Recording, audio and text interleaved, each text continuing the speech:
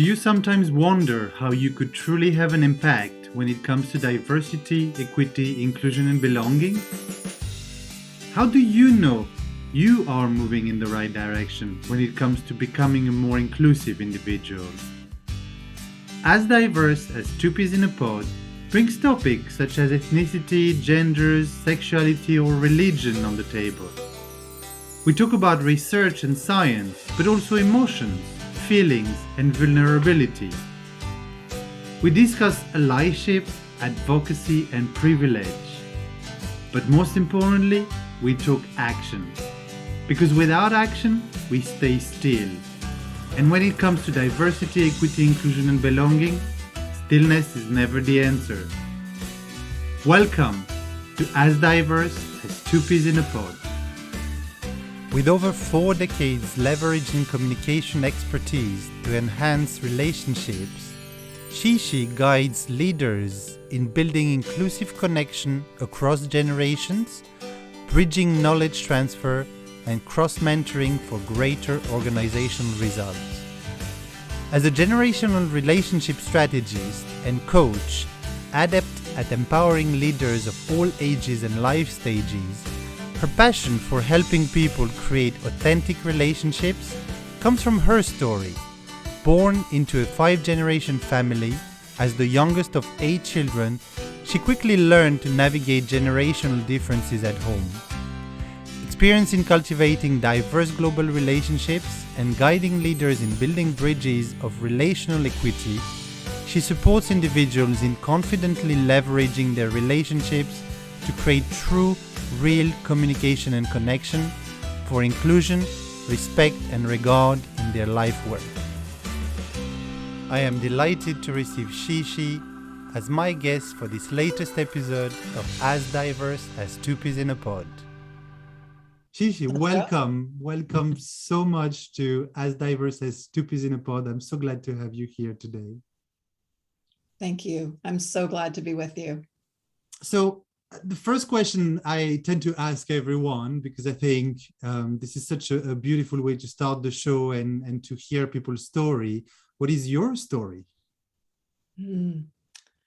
There's so many different lines of my story, just like all of us. And I guess I choose to start in December of 2018. Our children were away at university. So my husband and I were the term empty nesters for the first time, although the nest has never been quite empty. And I had a rather significant brain event. I lost reality, somewhat consciousness for about 12 hours. I can put together a total of about maybe 5 to 10 minutes of the 12-hour period. I was hallucinating when I did kind of come to.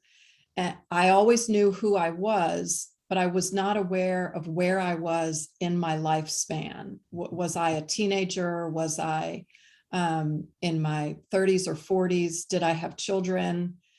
And I was at our little cabin in Maine with my dogs. And after many hours, I realized that something significant was happening. And I called 911. I called the emergency number in the US. And I was sent to the hospital. And then I was sent via ambulance overnight to a large hospital in Boston that's world renowned. And the result of it from the doctors was they weren't certain whether it was something called transient global amnesia, transient epileptic amnesia, a stroke, some sort of chemical reaction. But the result for me was that I lost a significant amount of my vocabulary and my cognitive capacity. I didn't remember names that I should have remembered. I didn't remember events of my life. For instance, the births of my children are still rather foggy. My husband and I revisited places that we went to on our honeymoon several years after this brain event, and it was as though I was there for the first time. I had very few memories.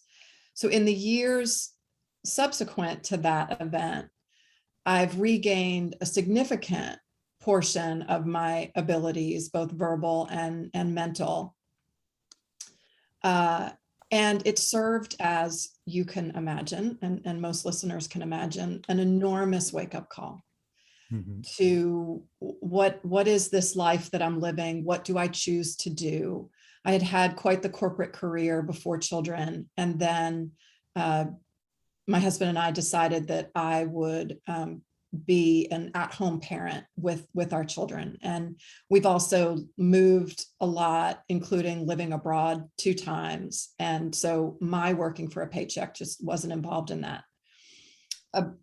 Almost a year to the week of that brain event, when my children were home from college for holiday, for the US holiday Thanksgiving, one of my kids sat me down, and we're very close. We have a soul connection that we just understand each other. We're similar in a lot of ways. And he said, Mom, I want to talk to you about something.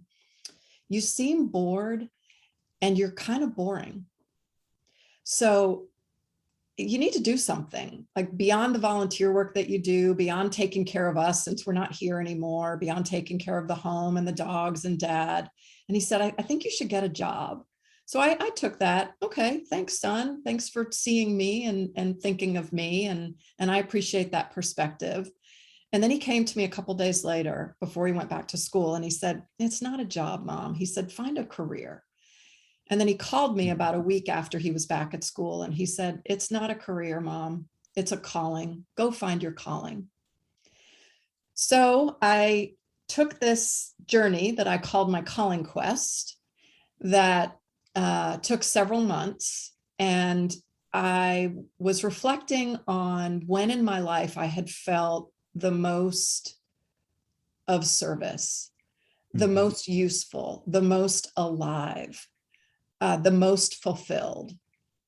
And in addition to those somewhat rare parenting moments when you feel all of that fulfilled and alive and of service and of value, I kept tapping back to a time in my career when I had served as the most common term to use now is as a coach for people that I worked with and for and who worked for me. And I like to say that I was coaching before it was a term and long before it was cool. And I'm actually not so much a fan of the term coaching now, because it's been made to be a lot of other things.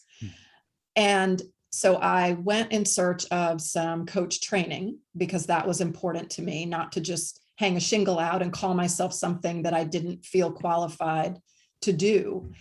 And from the moment that I walked into the first training room, which this was January of 2020, so it was in person, I knew that I had come home. And I also felt seen and heard by strangers for the first time in a long time. As a middle-aged woman, I had started to disappear, or to feel as though I was invisible to a lot of people. And not only was I not the oldest person in the training room, but one of the trainers, one of the front of room leaders, is older than I am. And this group of about 30 people, some younger, some older, some my age, were just some of the most beautiful people that I've ever experienced in my life. And everyone in that room, despite, or maybe perhaps because of age and race and gender and life experience and life circumstance, was seen and heard. And I decided then, this is the feeling that I want to try to take to the world and impact in whatever way I can. So I spent some time in working with coaches on examining what kind of service I could offer, how I could help humanity, and then just my little world and everything in between. And this great coach, her name's Ann Farrell, happened to, in me telling my story to her, my life story from birth on, she saw this through line, this arc of commonality, which was cross-generational communication. And so my elevator speech is that with over 4 decades leveraging communication expertise to enhance relationships, I support individuals in building inclusive bridges across generations and life stages with respect and regard and empathy. And I realized that with all the isms conversations that we're having about racism and gender and gender identity and all that, that the age is part of that conversation.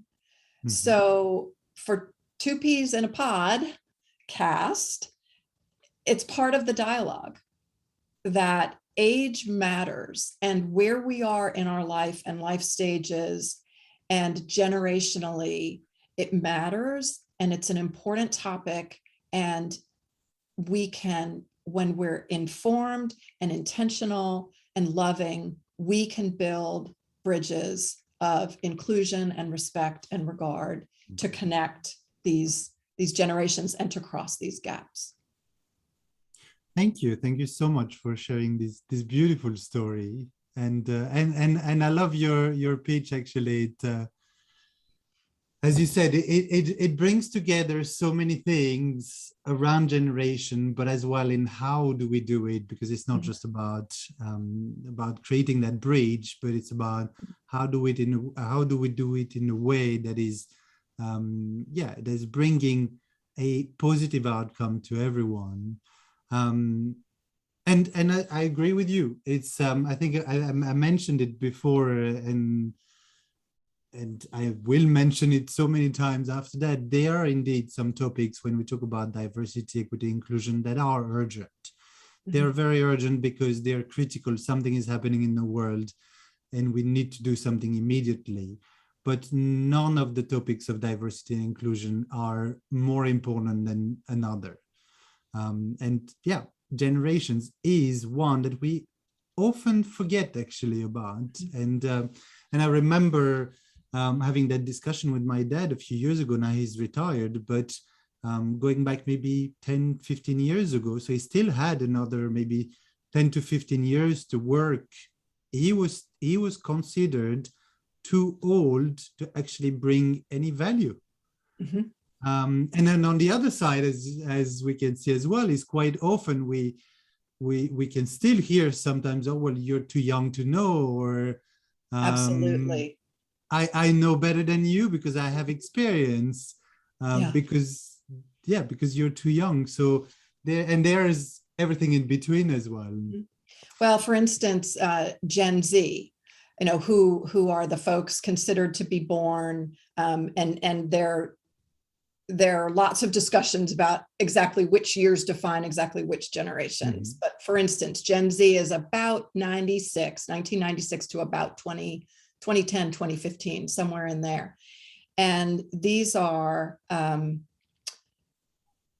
the public violence generation. So don't tell this generation, many of whom are now entering secondary school, university, and the job market and workplaces, don't tell them they don't know the real world. They are far too aware of what the real world is. And the same with speaking about your father, that in that organization, rather than him being counted on for bringing wisdom and experience and consistency and calmness to the table, it's, you don't have much left to offer. And I do want to touch on one thing that you said, Julian, because I do believe that all of these conversations are important that we have. Nevertheless, when we consider the idea of race and racism, there are many places in the world, and sadly, my home country of the United States, where it can be a matter of life and death. And for the most part,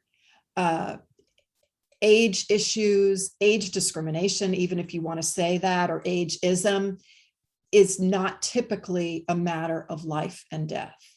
So I do want to underscore that I'm aware of the difference, and I'm not even fully aware of what's at stake for people of color, because I'm not considered a person of color in my country, because I'm white.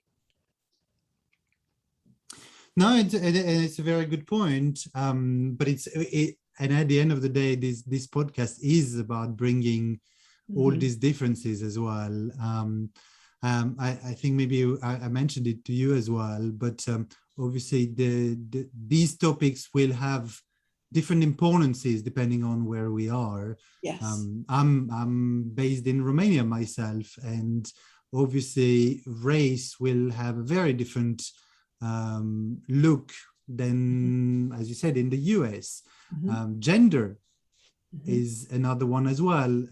I know Romania is a very interesting country these days when we go into discussion about sexual orientation, for example, where it's a fairly, I would say, new topic on the table, when it's not as new in some other countries in Western Europe or North America, indeed. But I think it's important to bring people who bring these differences as well and talk about these differences. And I think I'm glad to have you here about talking about age and generations, definitely.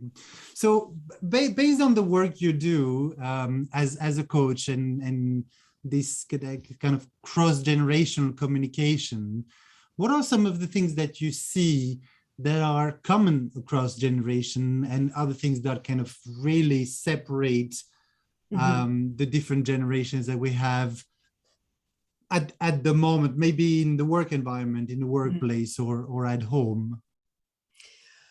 So some of what's fascinating about, we'll talk about the workplace first, and you might have to remind me to talk about outside the workplace, although that's typically my focus in the perspective that I take, is that we now, for the first time in history, may have, depending on the organization, 5 generations working together in the workplace. So that goes from everyone from what's considered the silent generation, born in the late 1920s until the war years of about, it's typically defined as 1945, to baby boomers, about 1946 to 64, to millennials, late 90s, 1980 to 95, then Gen Z, they're the new ones in the workplace and in places of education. My children, for instance, are Gen Z. I am Gen X. My siblings are boomers. My mother was the silent generation, and my father was the generation before that. So not only did I grow up in 5 actually 1, 2, 3, 4, 5, 5 generations is the way I grew up, but that's what's happening in the workplace. So if you think about, and also just to be clear, there are broad generalities that I'm making and that many make about generations or age groups. It's a whole other conversation to talk about life stages, for instance. So if you're speaking of just entering the workplace versus sandwich generation, if you've heard that term, those who have aging parents and also children at home, or children that they're responsible for parenting or supporting, they're considered the sandwich generation. So they're those the lettuce and tomato in between the two layers of bread.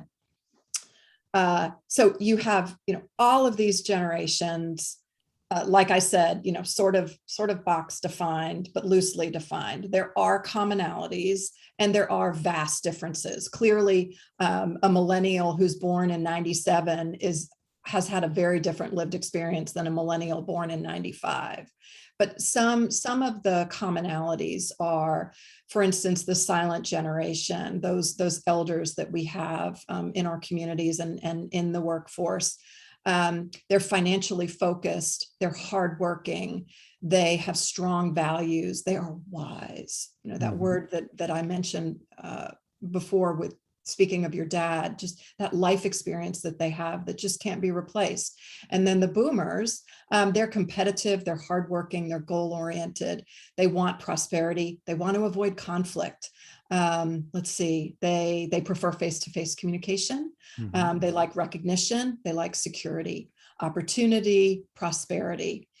And then Gen Xers, that's me, born about 65 to late 70s, maybe. We're also known as the middle child right now. We're independent, hardworking. Most of us were the first, what's known in the US as latchkey kids. So, we carried in our backpack to school a key to the front door, because most of us grew up with, if we grew up in two-parent homes, they were both working for a paycheck. And we want freedom, fun, autonomy, the right to choose. And then millennials, who have been so maligned. It's really sad the way millennials are. They've been told their whole lives that they're entitled, that they're spoiled. Really, they want cooperation. They want flexibility. They're confident. They're progressive, especially socially, politically progressive. Gen Zers are the digital natives. Back to millennials, they're the digital adapters. Gen Z are the digital natives. Most of them were born with a device in their hand, and some of them, set on the high chair, where when they were a baby and learning to eat. They're mature, they're independent, they're pragmatic. They are social change agents, and they want to disrupt. They are disrupting this unhealthy status quo that exists. So when you look at just this broad spectrum, there are so many opportunities for growth and for communication and connection. And so many folks focus on the differences and what's wrong and why we can't get along. And there are so many commonalities there and just opportunities to learn from one another. And one of the keys to me is about, I'm sure you've heard the term, everybody's heard the term work-life balance. And I am not the first person to do this. I'd love to know the first person who did. So if there's a listener out there who can inform me, I would love that. I refer to it as life-work balance, not work-life. I put life before work. And if you think about the workplace, that the silent generation, for instance, big separation of home and work, except socially. Socially, work was brought home because home was brought to work socially in organizational activities, holiday parties, things like that. Boomers, it's pretty much work life. It's a lot about work. And Gen X are really the ones who started to say, I'm not sure. I think it's more of a balance, and I don't know which word comes first. And millennials, it's life. It's about life. And Gen Z, to me, are the first ones to really embrace the life work, that I don't live to work, and I don't necessarily work to live, that I want satisfaction and fulfillment in both areas. At home, and I know I've gone on a long time without you being able to interject a question. Don't worry. At home, it's a lot the same. It's a lot the same, only oftentimes in our personal relationships, there's even more at stake than at work. And there's even more misunderstanding, and there's more longing for connection. Part of what brought me to this work also was the coaching and the cross-generational, was that I didn't have a great relationship with my mother-in-law. Anyone who's listening who knows me knows that that's no secret at all. And we weren't always very kind to one another, and we didn't understand one another. And in her last couple months of life, I had the opportunity to go stay with her and care for her. And it changed everything. And I was given as a gift just a really different way to approach her, which was, what do you have to teach me? What do you want to communicate at the end of your life? We both knew it was the ending of her life on earth. And what can you share? And what's different about your life experience that I can learn from and grow from, and that I can pass on to my children? And that really informed me to come to a place of love and greater listening. So now I'll stop talking so I can listen to you. No, it's I love the story, and I love how you brought as well these differences to life, because I think that's something that is very, very important. But the question came to my mind as you were explaining all these differences and these different generations is, how on earth do I manage? Because it's for some of these generations are not completely extreme to each other, but they're very different in the way they approach the world and in the way they have expectations and so on. And I think you mentioned a little bit about it at one point, but we hear very often, or if you read on social media, that fight between millennials and boomers, and to which it became even like almost a negative word to use one or the other when depending on who uses it. But there is that argument between those two generations. So the question that came to my mind is, how do you bring in the workplace, for example, these 4 or 5 generations together, and how do you create a space where people can communicate in a healthy way? So, of course, I'm going to advocate coaching skills because that's what I do. I think that the 3 words that I mentioned a couple times at the beginning, empathy, respect, and regard. To try to put yourself as best you can in the other person's shoes. And one of the easiest ways for me to do that is ask them about their life and who they are and what's happening for them. And I think COVID, it's been a gift to us that it has, especially in those circumstances where there was, for instance, if we're talking about at work, where there was such a separation between work and home, because of the digital age, work was brought home. Oh yeah, it was there because you're starting with the advent of the BlackBerry. Not even so much the home computer, but the BlackBerry. And then, cell phones, smartphones, iPads, laptops, Wi-Fi, etc. So it's not only at home, it's in the coffee shop and it's on the golf course and it's everywhere. And COVID did not the opposite, but it, we were joking before you pressed record about, there's nobody there for you today. There's nobody here for me today. So, there probably won't be a spouse walking by in their underwear. And before COVID, when did that ever happen? That we were aware of that, unless you were someone who worked remotely on video, that just didn't happen. But now, we've got screaming kids and dogs throwing up and fathers-in-law yelling at the TV and kids coming in, from school in tears because something happened. So all of that bridge, that gap has been bridged now for us to some extent. So cross the bridge. Hey, your dog was throwing up on Zoom the other day. How's your dog? So empathy, just not even walking a mile in somebody else's shoes, just asking to see their shoes. What is life like for you? Respect. accepting and understanding that someone else's lived experience is nothing like yours, and that you can't know unless you ask.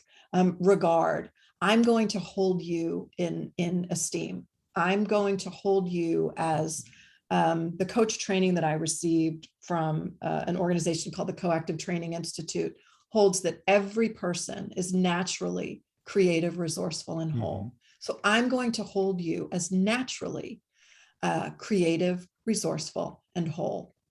And the easiest way to me to do it is to ask questions, open-ended questions, and not only be willing to listen to the answers, to leave space for them by creating a place where those answers can come over time. I think that's a I love these three words that you mentioned. So empathy, respect, and regard. I think it's such a great way to put it, and we tend to forget actually, because what needs to happen, I think, there in that process as well, is we need to feel safe, I think, in that environment, to be able to give that empathy, to give that respect, to have that regard and that esteem towards other people as well.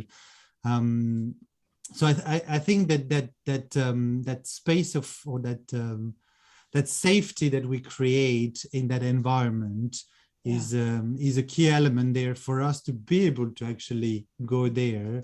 And we can probably extrapolate it as well further than just the generations and that diversity and that inclusion in generations. It probably applies to many other elements of diversity in there. But I think it's a great way to put it together indeed. One thing I was wondering actually is, when in the work you're doing with your clients,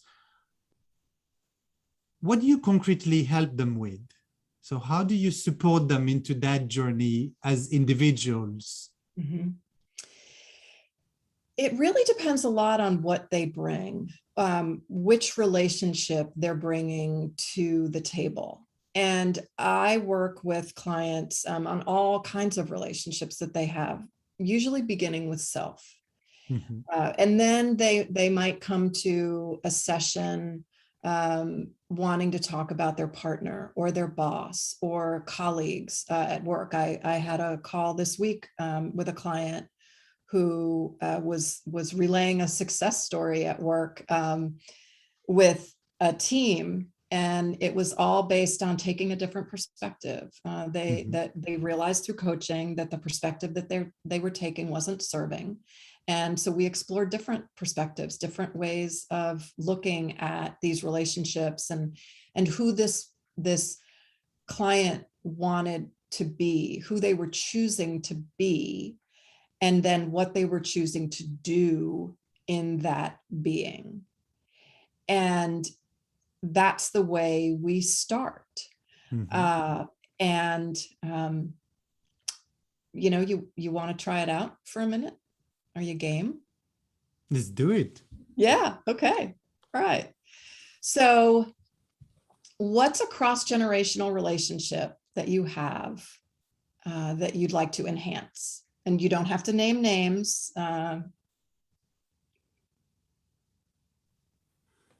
That's a tough question, actually. I haven't even thought about it like this. And make up a name. Yeah, okay. I've got one. Okay. All right. What do you want to be different? I think what I would want to have differently would be maybe more confidence in, I was going to say standing up, but more, maybe standing up on some topics where I don't feel like I am necessarily the one who has the knowledge, or or at least in balance or in comparison, I feel like maybe I have less of maybe the information and the knowledge and or the skills possibly compared to that person. If you had that ability to stand up, what would that give you? I would say it would give me maybe a more balanced relationship where we both feel more like equals. So a little bit like when we talk about it in transactional analysis, a bit less of an adult-child relationship, but more of a, no, sorry, parent-child relationship, but more of an adult-adult relationship. Where, yeah, I feel more of a peer rather than I don't know, someone who is either younger or less experienced. I think that's how I would feel. That's what it would bring me. What would it be to stand side by side? I think it would bring effectively more. I'd feel more of an equal. It would give me more confidence. It would maybe allow me as well to be more critical sometimes, or more assertive, I think might be the word, and maybe more open to share my own ideas as well. Okay. So I'm hearing bravery.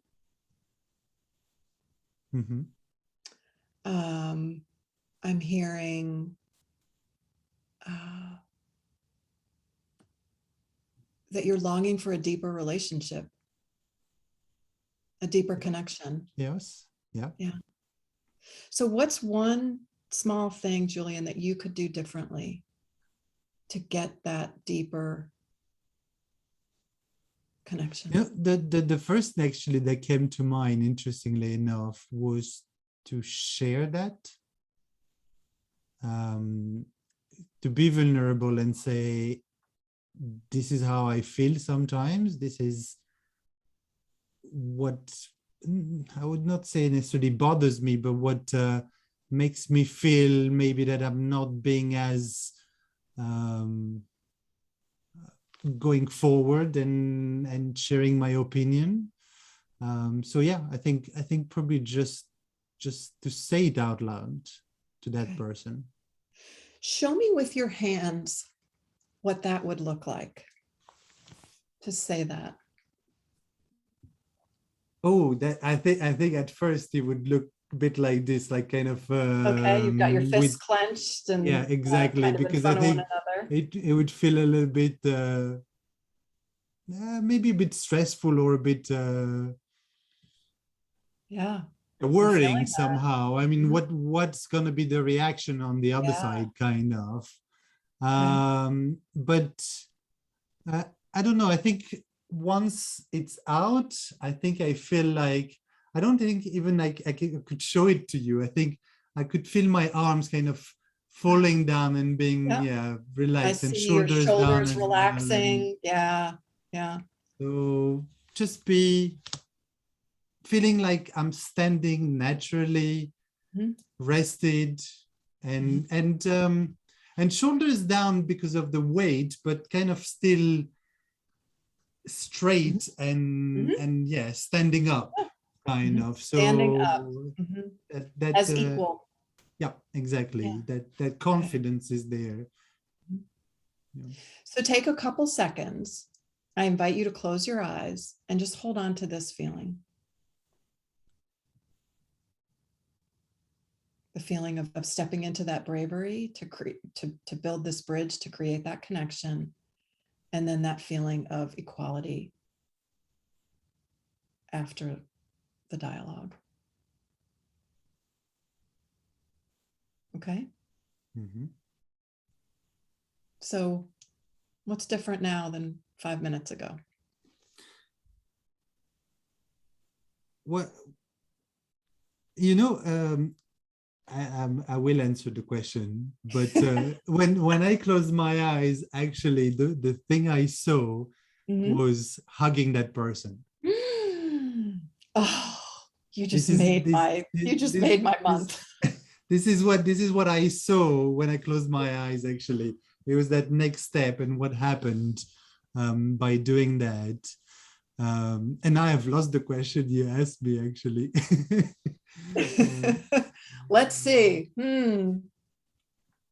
Yeah, um, I was thinking about my own experience selfishly, just how wonderful it was for you to hear you say that hmm. about the hugging. So what's different now? Oh, that was the question. What's different? Um, I think what's different is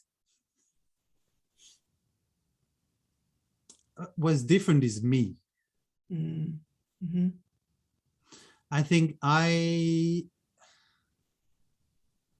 when the next time I will go into communicating within that relationship, I think I will look at it in a very different way. And I think what happens there is that I, yeah, I created a change with myself, and that's what's different.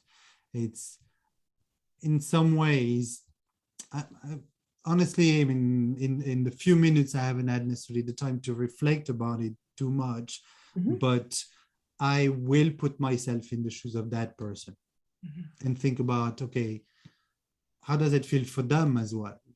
And yeah, I know this is what's going to be different. The Mm-hmm. way I'm going to look at that relationship is going to be very different. And may I encourage you to ask them, what's it like for Mm-hmm. them? Yep. Yeah. So that's the power of coaching. And so you can see with that, I didn't know whether that was a relationship that's personal based or work based, or Mm-hmm. perhaps it's both. And it doesn't matter that, you did the work. What changed was in you. It was the shift in you. That's Mm-hmm. what's different. All I did was ask you a few questions. So anyone can do this.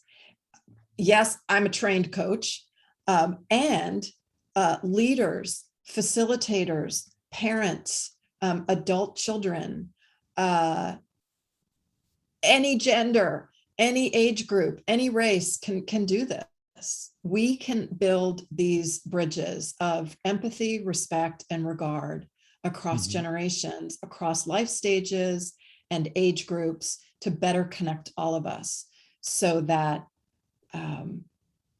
we're supporting and loving one another through this journey, because it's a really fast one. We think Mm-hmm. we've got all the time in the world, and we really don't.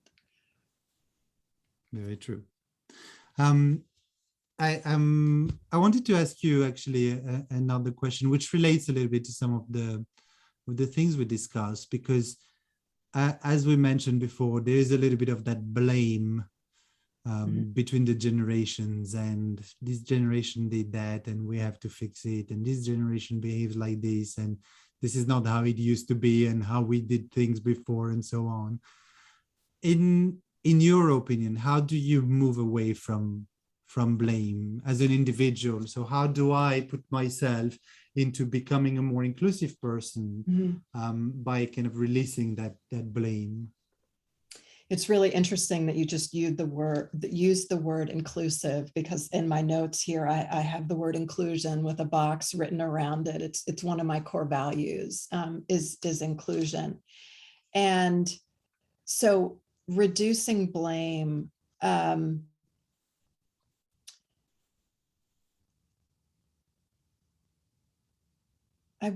for me, it starts with owning my own stuff, Mm-hmm. owning my own experience. And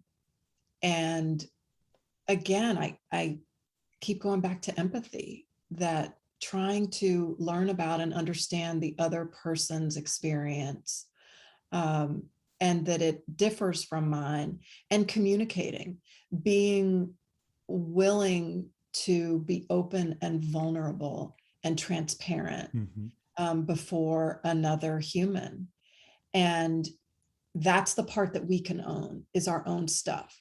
We can own what we say and how we act, and our intent and our impact. And that's it.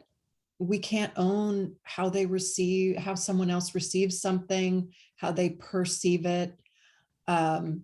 We can act with integrity and love, respect. Again, there's that word again.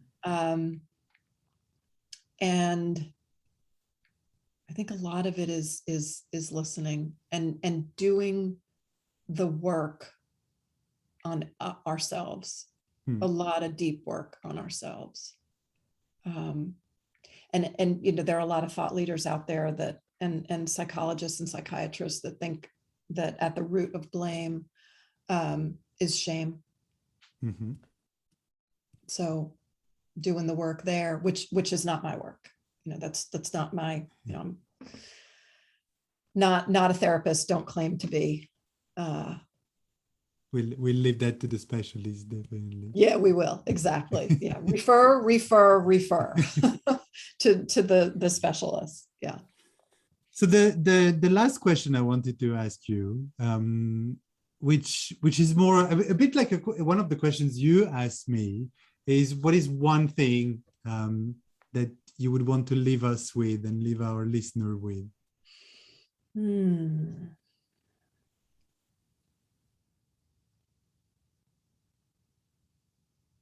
Life is short. Love the hell out of people.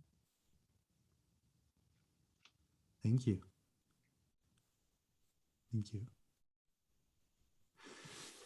There is the one last question that I'm going to ask you, because okay. I think everybody will be keen to know that when they come to the end of the episode, which is, if anyone wants to get in touch with you, learn more about your story, your experience, but what you're doing now, and find support or talk to you about anything that we may have discussed or not discussed, what's the best way to reach out to you? Oh, I would love that. Thank you, Julian. So I have been spending my time coaching. I have not spent a lot of time on social media. I don't have a website. I don't have an active Instagram. I have an email address and I have a LinkedIn profile, and that's how my clients find me.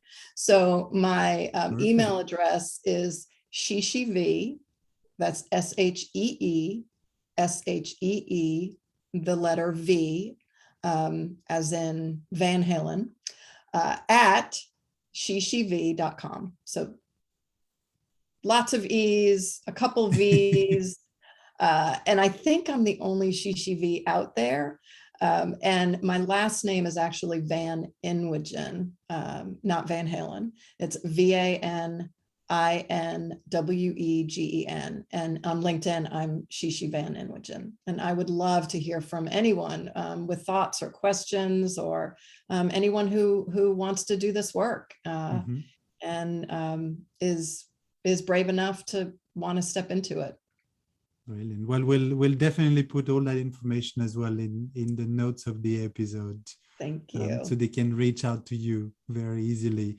And very lucky to be one of the only ones actually with your name. With my name, I know. It's a rare thing these days. If you Google my name, you're going to find definitely a lot of them, and a lot of us. Thank you so much again. It was a pleasure to have you. Thank you for the live coaching session as well, which I was not expecting to have. We should but tell I everyone really that was a surprise. I really enjoyed that. So thank you so much again. And and I hope I'll have the chance to have you again on the podcast. There are so many other things I'm sure we can talk about. So thanks a lot. I would love to come back anytime. And I want to hear back from you offline about that cross-generational relationship and what shifts and what's different and what are you noticing? I'll definitely do that. I'll definitely keep you updated. Great. Thank you, Julian, so much for having me. I loved our time together. Thank you. Thank you so much for listening. If you enjoyed this episode and you'd like to help support the podcast, please share it with others, post about it on social media, or leave a rating and review. We'd love to hear from you. To catch all the latest from us, you can follow us on Instagram, Facebook, or YouTube at As Diverse as Two Peas in a Pod. Thanks again, and I'll see you next time.